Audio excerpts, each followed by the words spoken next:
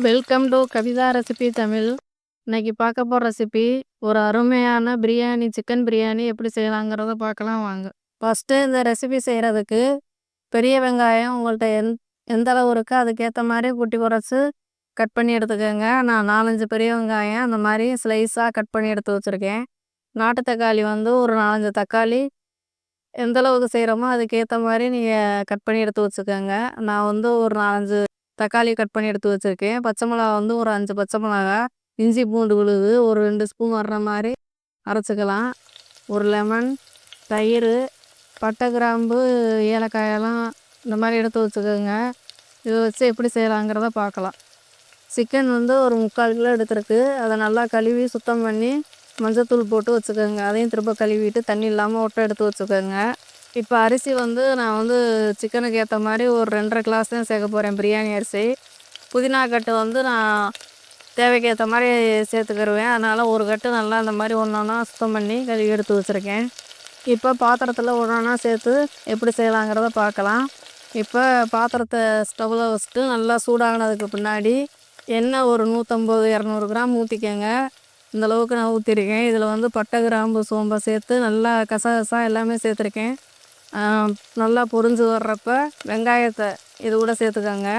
வெங்காயம் வந்து நல்லா பொன்னிறமாக வதங்கணும். அதே ரொம்ப பக்குவமானது. அந்தளவுக்கு நல்லா வதக்கிக்கிட்டே இருக்கணும். ஸ்டவ்வை வந்து கூட்டி உரைச்சி வச்சு நீங்கள் நல்லா வதக்கிடுங்க வெங்காயத்தை. இப்போ இந்தளவுக்கு வதங்கி வர்றப்பவே பச்சை மிளகா ஒரு 5 பச்சை மிளகா எடுத்து வச்சுருக்கேன். இதையும் சேர்த்து இது கூட நல்லா வதக்கிக்கோங்க.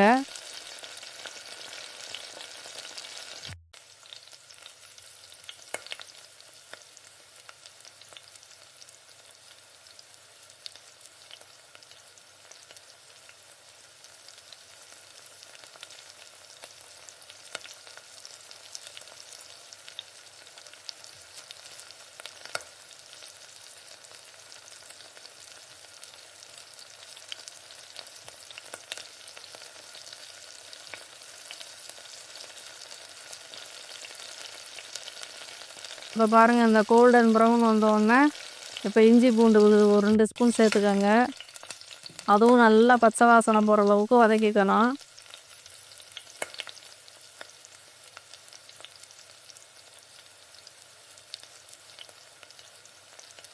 இப்போ இந்தளவுக்கு வதக்கினதுக்கு முன்னாடி இப்போ புதினாவை சேர்த்துக்கலாம். புதினா வந்து நான் ஒரு கட்டு எடுத்து க்ளீன் பண்ணி வச்சுருக்கேன். அதில் எல்லாமே சேர்க்க போகிறதில்ல.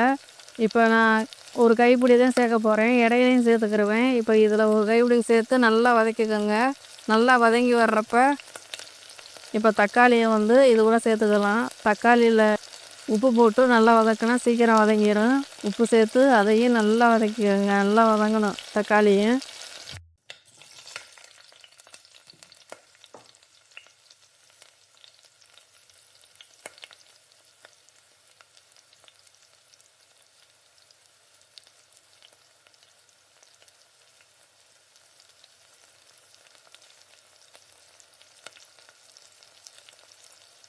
தனி மிளகாத்தூள் வந்து ஒரு 2 ஸ்பூன் சேர்த்துக்கிறேன். காஷ்மீர் சில்லி. பிரியாணி மசாலா ஒரு 50 கிராமுக்கு ஏற்ற மாதிரி சேர்த்துக்கோங்க.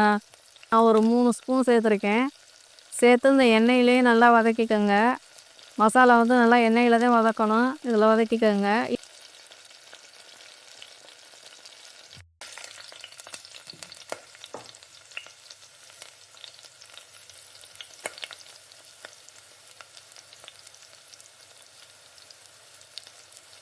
இப்போ வந்து தயிர் வந்து ஒரு 3 ஸ்பூன் சேர்த்துக்கிறேன். கொஞ்சம் தக்காளியும் சேர்த்துருக்கோம். இப்போ லெமனும் சேர்க்க போகிறோம். தயிர் வந்து நம்ம தேவைக்கு ஏற்ற மாதிரி சேர்த்துக்கோங்க.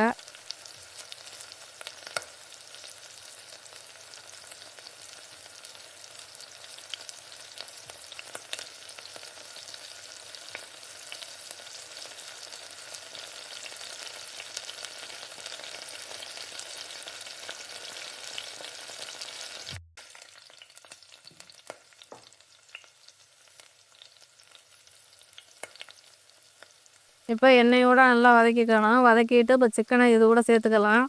சிக்கனை சேர்த்து உப்பு போட்டு ஒரு 10 நிமிஷம் நல்லா வேக விடணும்.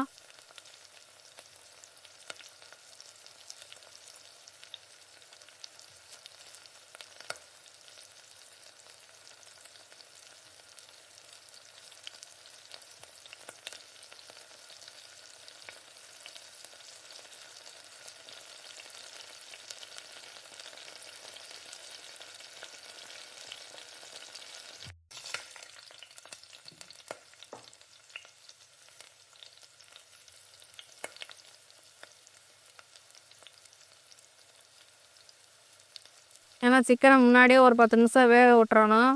பாதி வேக்காடு. அதுக்கு முன்னாடி தான் நம்ம அரிசி சேர்க்கணும். அதனால் 10 நிமிஷம் அப்படியே வேகட்டும்.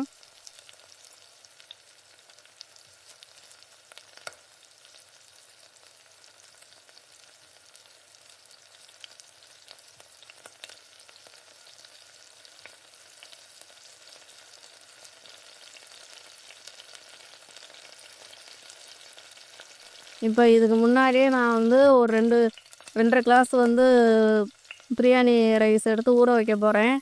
இந்த கிளாஸில் தான் எடுத்திருக்கேன். இது தண்ணியில் போட்டு ஊறட்டும். அது வரையும் வேகட்டும். சிக்கன் வந்து ரொம்ப நேரம் அரிசி ஊறினா கூட செய்கிறப்ப உடஞ்சிக்கிறோம். அதனால் இந்த வதக்கிக்கிட்டு இருக்கப்போ தான் நான் ஊற வைக்கிறேன். இப்போ அரிசி சேர்த்து செய்கிறப்ப அந்த பாத்திரம் வேகிறதுக்கு வந்து கரெக்டாக இருக்காது. அதனால் குக்கரில் மாற்றிக்கிறேன். இப்போ குக்கரில் மாற்றியாச்சு. நான் வந்து 2 கிளாஸ் அரிசிக்கு 1 டம்ளர் அரிசிக்கு வந்து 2 கிளாஸ் தண்ணி எடுத்துக்கோங்க. நான் வந்து 5 கிளாஸ் வந்து சுடு தண்ணி நல்லா சூடாக்கி தான் இதில் சேர்க்க போகிறேன். அரிசியை கொட்டிட்டு இந்த மாதிரி செஞ்சு பாருங்கள், ரொம்ப நல்லாயிருக்கும். இப்போ அந்த குக்கரில் அந்த அரிசியை நல்லா கழுவிட்டு இது கூட சேர்த்துக்கிறோம். சேர்த்துட்டு நான் சுடு தண்ணி தான் சேர்க்க போகிறேன். ஏன்னா இதில் பச்சை தண்ணி கூட சேர்க்கலாம். ஆனால் கொஞ்சம் டேஸ்ட்டு கம்மியாக இருக்கும். இந்த மாதிரி செஞ்சு பாருங்கள், வித்தியாசமாக இருக்கும். இப்போ இந்த தண்ணியை இது கூட சேர்த்துட்டு செக் பண்ணிக்கோங்க, உப்பு காரம் எல்லாம் கரெக்டாக இருக்கான்னு. ஏதாவது கம்மியாக இருந்தால் கூட இடையில சேர்த்துக்கோங்க.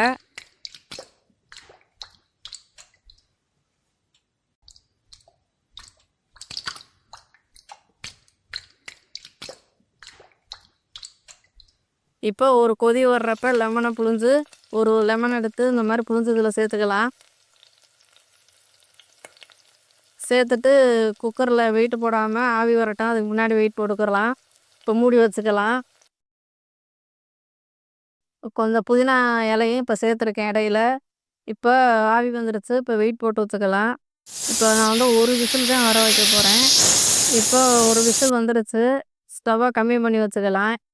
நான் ஒரு விசில் வந்தோடனே ஆஃப் பண்ணிட்டேன் ஸ்டவ்வை. ஏன்னா அந்த அரிசி வந்து கொஞ்சம் புது அரிசி மாதிரி இருந்துச்சு. சீக்கிரமே வந்துடும்னு சொல்லிட்டு நான் ஆஃப் பண்ணிட்டேன். இப்போ செக் பண்ணி பார்க்கலாம். அதுக்கு மேலே நம்ம தம் கட்டி வச்சோம்னா குழஞ்சிருமா என்னன்னு தெரியலை. இப்போ ஓப்பன் பண்ணி பார்க்குறப்ப நல்லா கரெக்டாக அந்த அளவுக்கு இருக்குது. இதுக்கு மேலே நம்ம வச்சுருந்தோம்னா ஒரு 5 நிமிஷம் கூட வச்சுருந்தா கூட அரிசி குழஞ்சி உதிரியாக வந்திருக்காது. இப்போ கரெக்டான பக்குவத்துக்கு வந்திருக்கு பார்த்தீங்களா? இப்போ ஒரு அருமையான சிக்கன் பிரியாணி ரெடி ஆயிடுச்சு. நீங்களும் இந்த மாதிரி செஞ்சு பாருங்கள். இந்த அளவுகளோடு செஞ்சு பாருங்கள், ரொம்பவே சுவையாக இருக்கும். இந்த வீடியோ பிடிச்சிருந்தா லைக் பண்ணுங்கள், ஷேர் பண்ணுங்கள், சப்ஸ்கிரைப் பண்ணிடுங்க மறக்காமல்.